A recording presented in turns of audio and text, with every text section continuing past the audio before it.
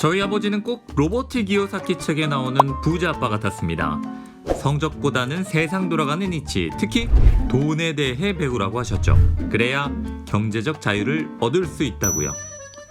특히 어린 제가 이해하기 쉽게 경제 개념들을 빗대서 설명해 주곤 하셨는데, 오늘은 아버지께서 알려주신 바로 이거, 부루마블의 경제학에 대해 말씀드려보죠. 자, 우리 30, 40대 아재라면 누구나 한 번씩은 해봤죠. 주사위 던져서 나온 숫자만큼 전진하고 세계 일주를 하는 곧단 컨셉의 게임입니다. 도착한 국가에 땅을 사고 그 위에 건물도 짓고, 반대로 상대편 땅에 걸리면 이용료를 지불하죠. 뭘로요? 바로 씨앗은행에서 발행한 이 돈으로요. 땅 사고 호텔 짓고 각종 벌금에 세금 내는 것까지 모두 이 돈으로 냅니다.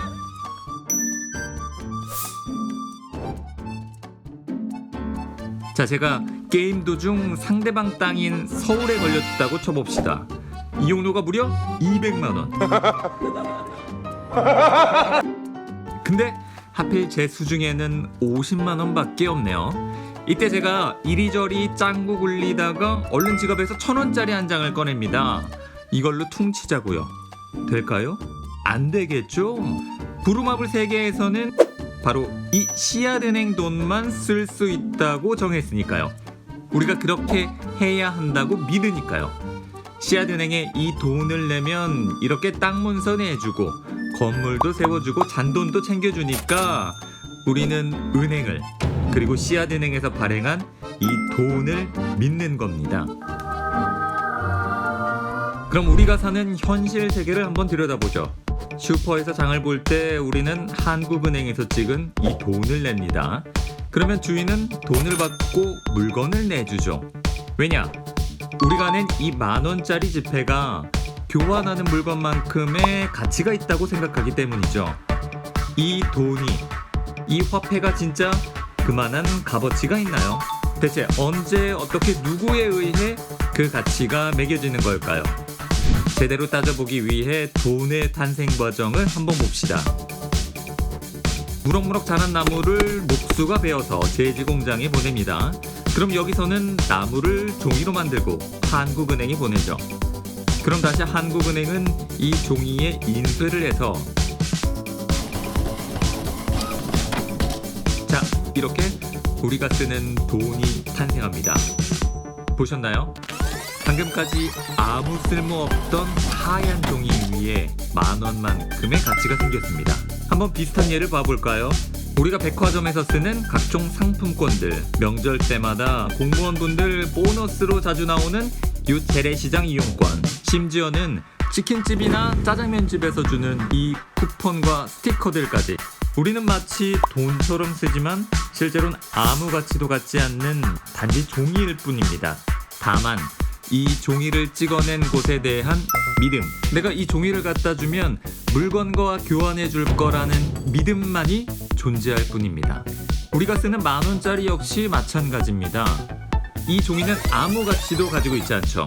돈을 찍어낸 한국은행, 즉 대한민국 정부에 대한 믿음이 있기 때문에 우리는 일상생활에서 돈을 사용할 수가 있는 겁니다. 자, 이렇게 생각하실 수 있습니다. 돈이란 게 원래 그런 거 아니냐고요? 아닙니다. 적어도 과거에는 달랐죠. 이건 1920년대 사용되던 미국 달러입니다. 여길 보시면 무언가 적혀 있죠.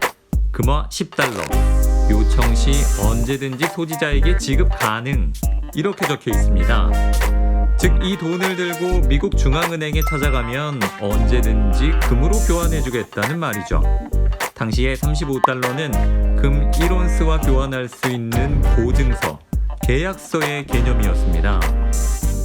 미국은 1, 2차 세계전쟁 복구를 위해 유럽에 엄청난 양의 달러를 빌려주었는데, 이를 계기로 달러는 기축통화의 지위를 갖게 되죠. 이제 세계 각국의 돈은 달러, 다시 말해 금과 교환할 수 있는 자격을 갖게 된 겁니다. 이 시스템은 보유한 금만큼 달러를 찍었을 때는 문제가 없었습니다. 하지만 1929년 대공황을 비롯한 지속적인 미국 경기 악화와 그리고 한국 전쟁 개입과 베트남 전쟁 등등 미국은 계속해서 돈을 찍어낼 수밖에 없었죠. 결국 달러의 금 교환 능력에 의심을 품은 국가들이 너도 나도 금으로 바꿔달라고 찾아오며 달러는 위기에 봉착하게 됩니다. 결국 1971년 닉슨 대통령은 근본위제 폐지를 발표했고 미국은 전 세계를 상대로 희대의 사기극을 벌이게 됐죠. 이제 세계 각국의 중앙은행은 마음껏 돈을 찍어낼 수 있게 되었습니다. 얼만큼요? 믿음, 즉 그들의 신용만큼이죠. 사람처럼 국가에도 신용이 있습니다. 그래서 어떤 나라들은 천문학적인 돈을 찍어낼 수 있는 반면 신용 나쁜 누군가가 이를 따라했다간 나라가 망하죠. 이미 많은 신호들이 다음번 금융위기를 경고합니다. 미중 무역전쟁, 유로존 악재, 부동산과 주식 버블 등등 단 하나의 트리거로 우리의 믿음이 깨지는 바로 그 순간 평범했던 당신의 일상은 깨질 수 있습니다. 아버지께서는 항상 말씀하셨습니다. 오늘날 돈은 아무 가치도 보장하지 않는 교환의 수단일 뿐이다. 게임 내에선 전지전능하지만 현실 즉 게임의 룰이 끝나는 순간 아무 쓸모없는 부루마블 돈처럼 국가의 신용 그리고 신용화폐 시스템에 대한 믿음이 깨지는 순간 우리 통장의 돈도 휴지 조각이 될 수 있다고요. 그래서 항상 대비를 해야 한다고요. 그래서 전 제 수입의 일부를 모아 실물 자산을 사둡니다. 희귀하고 가공이 쉬우며 반짝거리는 특성 때문에 인류 역사 동안 그 가치가 보장되었던 것. 네, 바로 금과 은 말입니다.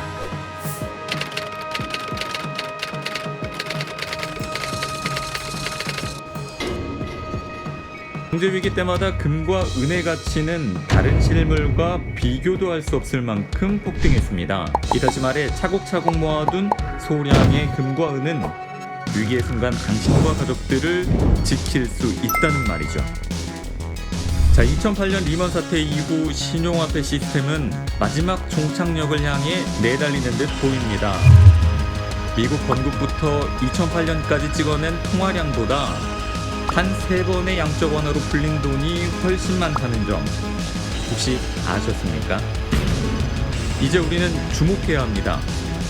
월가의 실질적 주인 JP모건 금융이 2008년부터 은을 매집하기 시작했다는 점, 그리고 불과 10년 만에 전 세계 절반에 달하는 7억 온스의 은을 확보했다는 점, 또 중국과 러시아는 각지의 금광을 매집하고 채광 산업에 투자하는 등 이 4차 산업 시대에 역행하는 모습을 보이고 있다는 점, 그리고 지난 100년간 우리의 부를 갈취했던 금융 엘리트들이 그들 최대의 적이라고 불렀던 금으로 등기를 돌리고 있다는 점, 어쩌면 이 사실들이 가리키고 있는 하나는 여태까지 인류가 경험하지 못한 경제 위기의 시작과 현재의 신용화폐 시스템의 몰락, 그리고 그에 따른 부의 대이동이 아닐까요?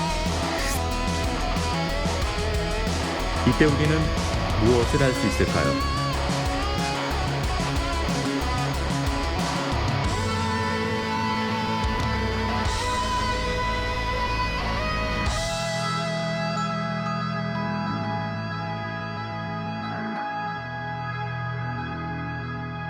이상 부의 누설의 샤일록이었습니다. 시청해주셔서 감사합니다.